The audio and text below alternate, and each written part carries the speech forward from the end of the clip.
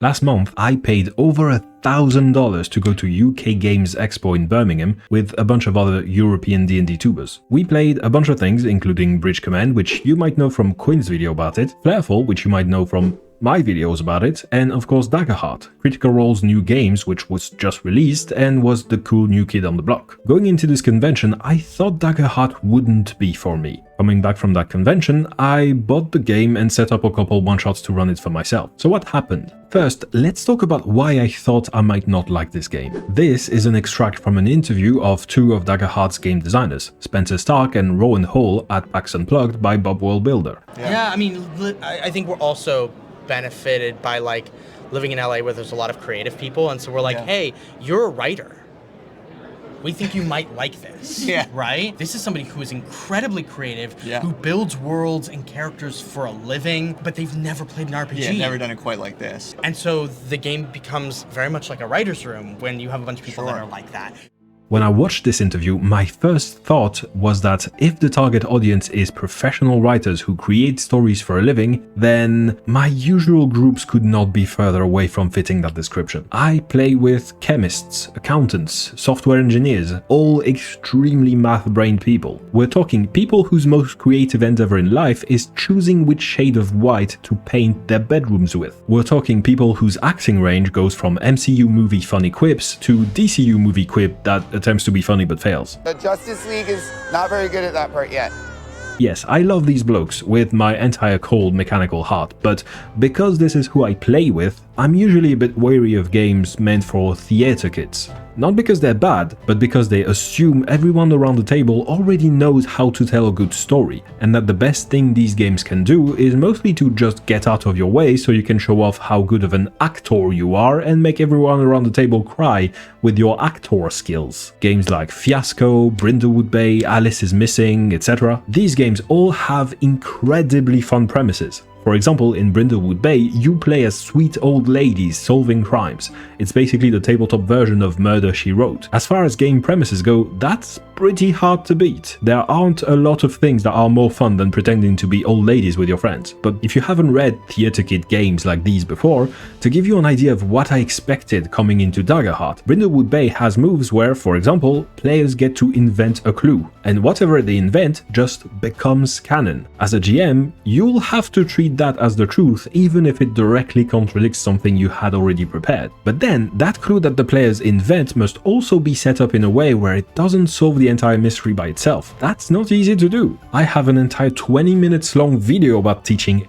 GMs how to come up with clues like this for their mysteries. I love Brindlewood Bay with all my heart. In fact, at the end of this video there will be a card linking you to a review of the game by my friend Rich from Renegade Rolls if you want to learn more about it, which I hope you do. But I think it's a great example of what I would call a theater kid game. The kind of game that my players would absolutely not immediately get. So when I saw this interview from earlier, this is the kind of experience that I expected Daggerheart to be, and apparently I was wrong. So let's look at what a typical role playability looks like in Daggerheart to see the difference. A soldier's bond. Once per long rest, when you compliment someone or ask them about something they're good at, you can both gain 3 hope, which for context is one of the game's 2 main resources that you spend to use your abilities. This is very different from what we just saw. In Brindlewood Bay, we saw roleplay being treated as the goal, but here Daggerheart treats roleplay as a cost instead. It tricks you into doing some roleplay even if you would normally not be comfortable with it by luring you in with the promise of mechanical bonuses. It's a game that acknowledges that, yeah, not everybody is a nerdy ass voice actor. Some people are just nerdy asses.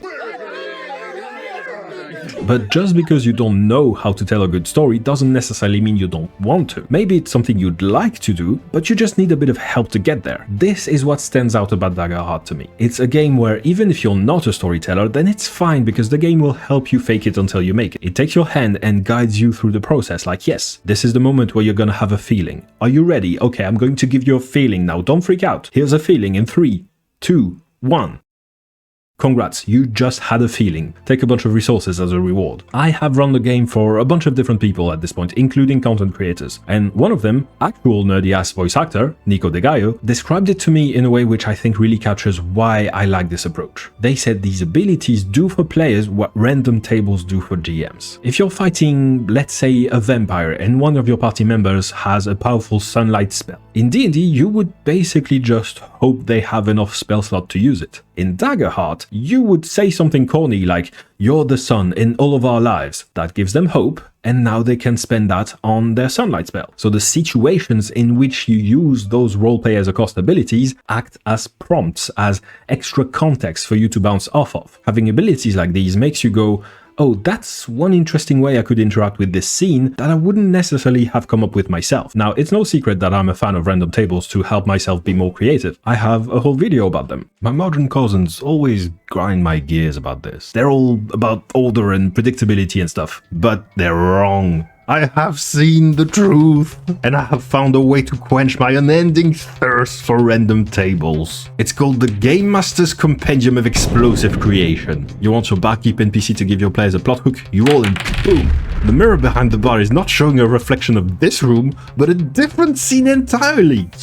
That's some good random tables right there. And there's about 500 of those babies in there, 11 per archetype, and then there's 50 archetypes like pirate, cultist, noble, urchin, or weirdo. And there's even more tables in there for game prep like dungeon features or ways to deliver information to your players. With this many random tables, I will be a living god!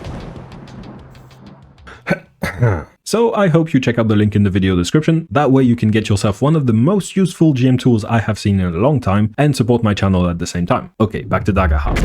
Now, when we realized that this is what Daggerheart was going for, my players and I pretty much all had the same reaction. Isn't this going to get old pretty quick? After all, I already had experience with a roleplay as a cost ability, the Inspiring Leader feat in D&D. It basically boils down to cost, you make a motivational speech, effect, your allies gain a bunch of temporary hit points. Now, the thing is, in my experience with dozens of different D&D groups, nobody was ever doing the speech, because doing this would take so much table time that we would just narrate, "My character does a speech," in third person, or maybe reflavor the feat to be about cooking instead and rename it Inspiring Chef, just to make it less annoying to do. In fact, Inspiring Leader was so annoying that it was changed to be less annoying in the new version of D&D earlier this year. But Daggerheart is definitely aware of this potential issue, and they managed to navigate it pretty well. Based on the different characters I've seen so far, I would estimate that most players are only going to end up with 1 or 2 of these roleplay as a cost abilities. The rest of their character sheet is going to be mostly just mechanical stuff, the type that you'd usually find in D&D. Pay a resource, throw a fireball. So it's not like every 5 seconds your players will go, "Well, time to show vulnerability again," which, yes, would get old pretty quick. I went through all of the abilities and all of the magic items in the game to try to find and catalog every single roleplay as a cost ability and see how many of them felt like they would be annoying. And out of about 280 cards, only about 20 were roleplay as a cost abilities, and only one of them even gave me pause and made me go, "This might be an issue." Here it is. Mending Touch. You can take a few minutes and spend 2 hope to heal 1 hit point from an ally, and once per long rest, when you do this, if you learn something new about them or reveal something new about yourself, you can heal 1 extra hit point. My players and I figured the first couple times you use this, you're going to want to narrate something that's relevant to the current scene. Like if your friend gets wounded by fighting wolves, then maybe you can narrate that as a kid, your younger brother got bitten by a dog and you protected him, so it feels just like that time.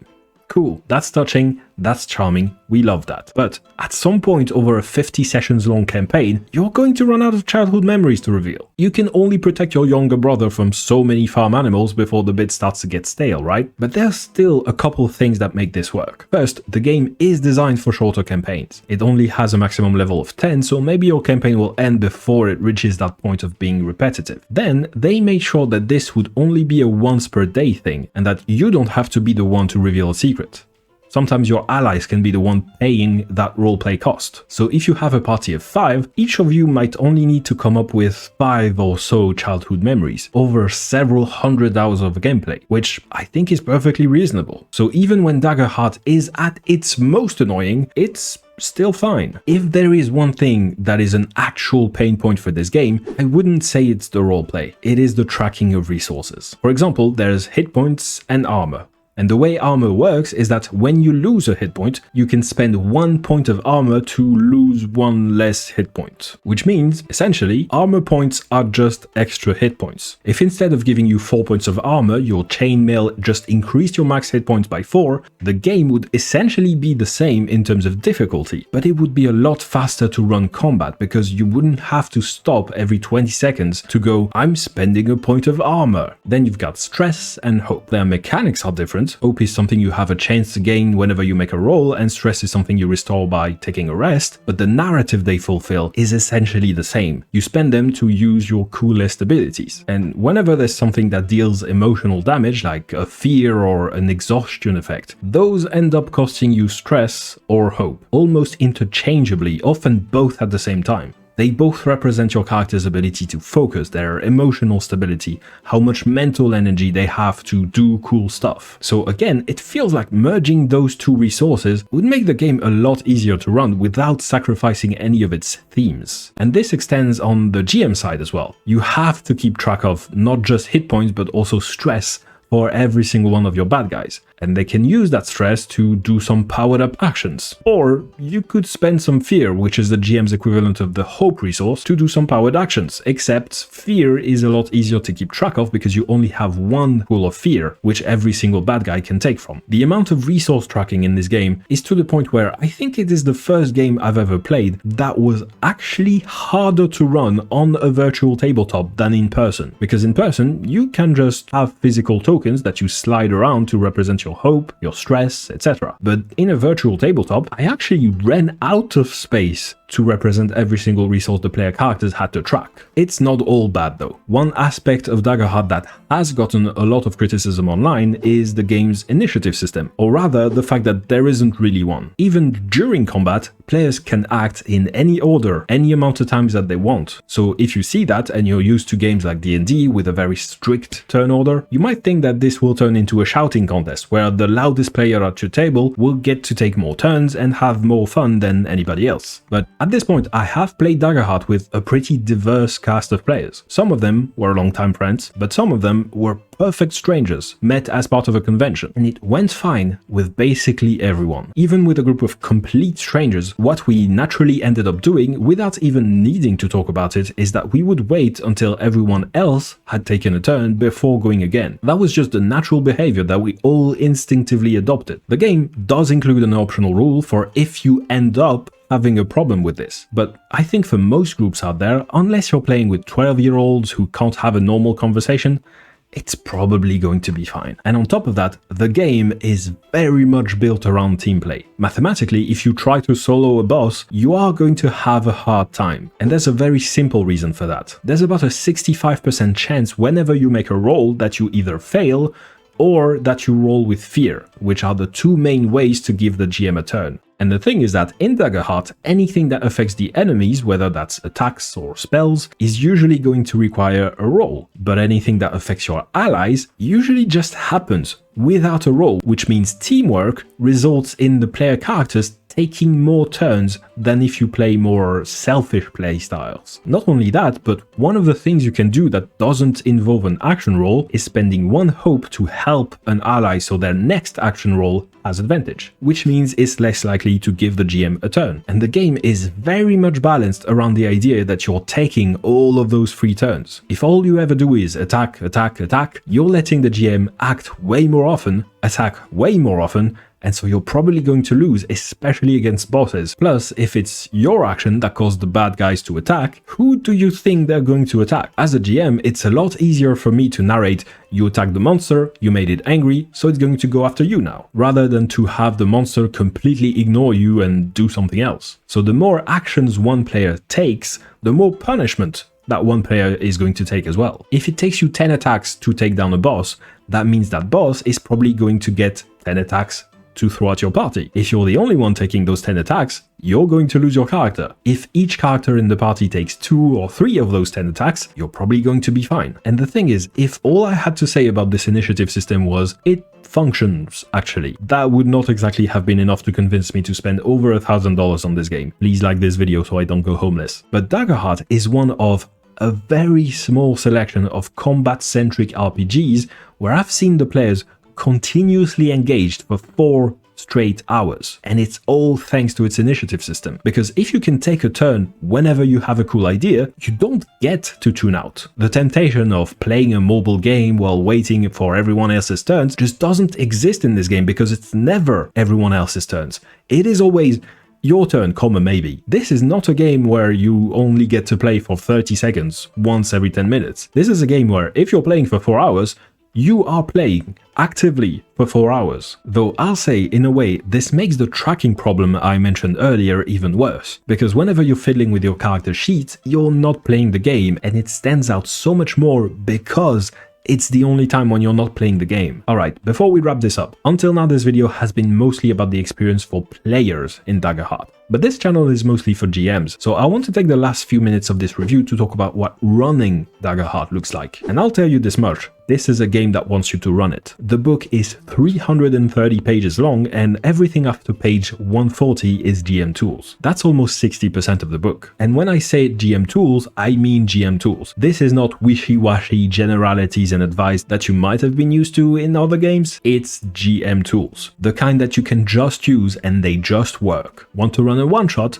Here's a form with some blanks, and they give you 5 or 6 options for each of the blanks. Your players can spend 5 minutes filling some of them, then they go create characters, and while they're doing that, you spend 10 minutes filling the other ones, and in 15 minutes, watch in hand, you will have a one-shot you can run right now. Want to run a full-length campaign? Well, they have a full session 0 procedure. Want to run a social encounter? Social encounters have stat blocks in this game. Want to run an exploration encounter? Here's an exploration encounter stat block. Want to run a siege? Guess what? Events have stat blocks too. Want to run a combat? Well, yes, of course you're gonna have stat blocks for those, but also take this table of combat objectives and this paragraph that tells you if your combat has no side objectives, then it's gonna be boring. Like, come on, Matt Mercer, I'm a GM advice channel. Leave some stuff for me to talk about. I've talked earlier about how theater kit games can be hard to run if you're not an experienced storyteller already. Like, if all I told you was you can spend fear to introduce complications to the story, where would you even start? But here, you can just look at the stat block for your social encounter with the village elder that you picked because your players decided to talk to the village elder. And then you go, oh, I can spend 3 fear to have him shout really loud about how these intruders are disturbing the peace of the village. And that will give my players a bunch of stress. That sounds like a cool moment. Let's do that. And then you do it, and it's a cool moment. Basically, if D&D's Dungeon Master's Guide is a recipe book, Daggerheart's GM tools are a restaurant's menu. You're not dealing with the raw ingredients anymore, you just need to pick what you want for dinner and someone's already cooked it for you. If I have one criticism about this section, it's that I want more. Give me more. The game includes about 100 stat blocks, but they're divided into 4 tiers based on the player's level. So for each tier you get 2 standard enemies, 2 bosses, 2 minions, 2 social encounters, 2 obstacles, 2 events, etc. I could use 100 of each. If the amount of D&D bestiary books I own is any indication, this is not the type of content I will ever get bored of. I like it when a game is rules light, but I love it when a game is content heavy. So if you're Darrington Press or a third-party publisher,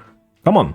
Give me a 400-page book of just these stat blocks. I'm waiting, or I'll probably end up making one myself, and yes, this is a threat. Anyone who's followed this channel for a long time can tell you, I will put silly amount of works into an idea just because a YouTube comment made it sound cool. That's it for today's review. I have a second video about Daggerheart planned where I will show you what changes I would make to the game's starter adventure. But in the meantime, if you'd like to get Daggerheart for yourself, I have an affiliate link in the video description, so if you use it, you will support my channel directly. Special thanks to all of my Patreon members. I launched my Patreon just over a month ago and your support has been absolutely amazing. Thanks especially to Pensive Knight, Rafa, Ebert and Michael 3 Mod for supporting me at the all-seeing tier. You guys are the reason I can keep doing these videos. Okay, bye!